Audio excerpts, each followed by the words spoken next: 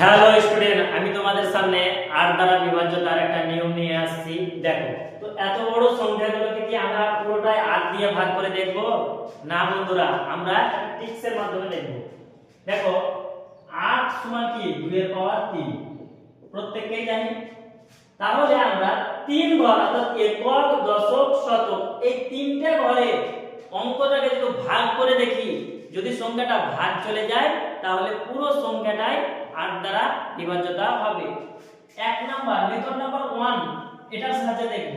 ঠিক আছে, তাহলে কেটে দাও, 8 দিয়ে এটাকে ভাগ করো, তাহলে কি 8 দিয়ে 16, 8 দিয়ে 16 7 নম্বর 75, তাহলে কি ভাগ যাচ্ছে? এটা ভাগ যায় না এই সংখ্যাটা, তাহলে পুরো সংখ্যাটা 8 দ্বারা ভাগ যাবে না।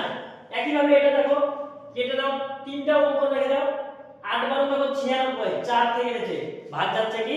যায় না, তাহলে পুরো সংখ্যাটাই ভাগ যাবে না। ক্লিয়ার? কার বুঝতে অসুবিধা আছে? একই ভাবে এই অঙ্কগুলো তোমরা চেক করবে। ঠিক আছে, এবার আমার নিজের তৈরি পদ্ধতি, আমি নিজে অবজারভেশন করেছি, রিঅ্যানালাইসিস করেছি। ঠিক আছে, কি 8 দ্বারা বিভাজিত সেম জিনিস 3 ঘরকে রাখো। ঠিক আছে, 3 ঘরকে রাখার পরে দশকের ঘরের অঙ্কটাকে খালি লক্ষ্য রাখবে, যদি জোড় হয় তাহলে লাস্টটা 2 ডিজিটকে ভাগ করো, ভাগ যাচ্ছে? যায় না, তাহলে পুরো সংখ্যাটা ভাগ যাবে না। ক্লিয়ার?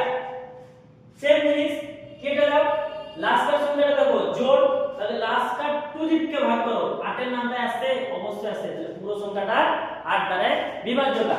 যদি জোড় হয় স্যার, যদি বিজোড় থাকে তাহলে কি একই প্রসেস? না বন্ধুরা, একটু ডিফিকাল্ট আছে।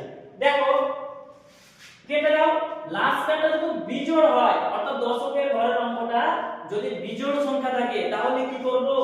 এই 24 এর সঙ্গে 4 যুক্ত করে দেব আমি, তাহলে 4 যুক্ত করলে কত হবে? 28। আর 8 এর টেবিলে কি আসে?